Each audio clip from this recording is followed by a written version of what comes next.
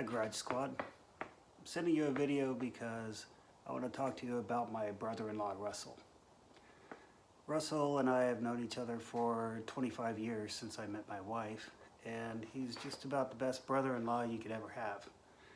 You know, he's the kind of guy who you could always rely on. He's been a great uncle to our kids, just a really fantastic guy. He has a 69 Fairlane 500 that's sitting on the side of his house that is just sitting there, and it breaks my heart. And I know he wants to drive it again, but the car isn't the problem. The problem is Russell being able to work on it. You see, many years ago, well, more than 10 years ago, Russell was supposed to come down to Phoenix to see us where we lived at the time. He lives in Fort Collins, Colorado. He didn't show up. He didn't get off the plane.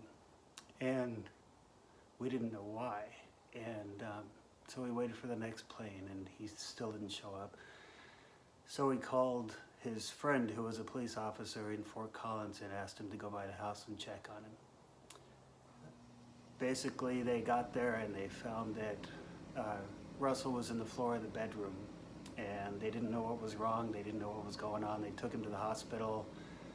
Turns out that the night before, Russell had been having a headache, and what they found out once they got him to the hospital was that his carotid artery had exploded and been bleeding into his brain. He laid there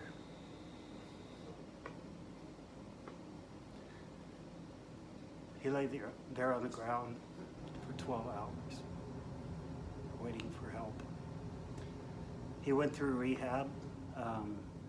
He got a lot better. He was kind of a champion in rehab. He was the guy who was cheering everyone else on while he was trying to take care of his own stuff.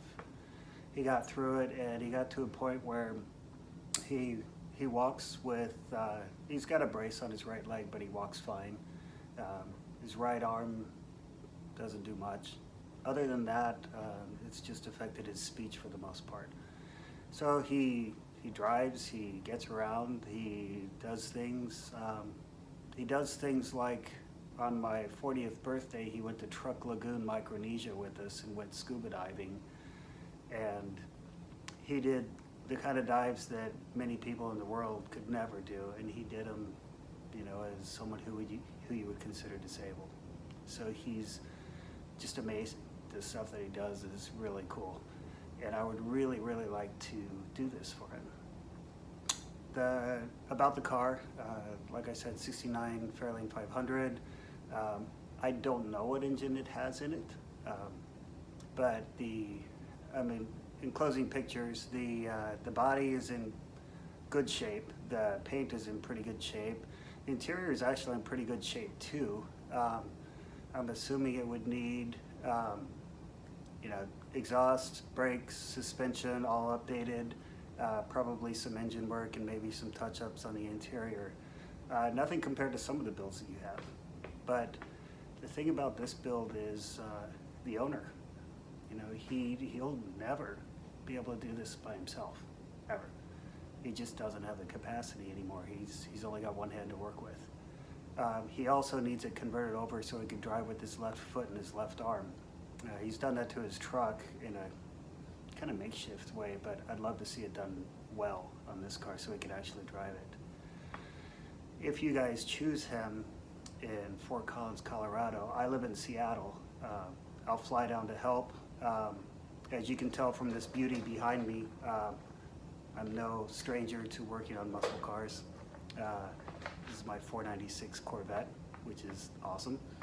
And I don't get to drive when it rains here, but that's okay.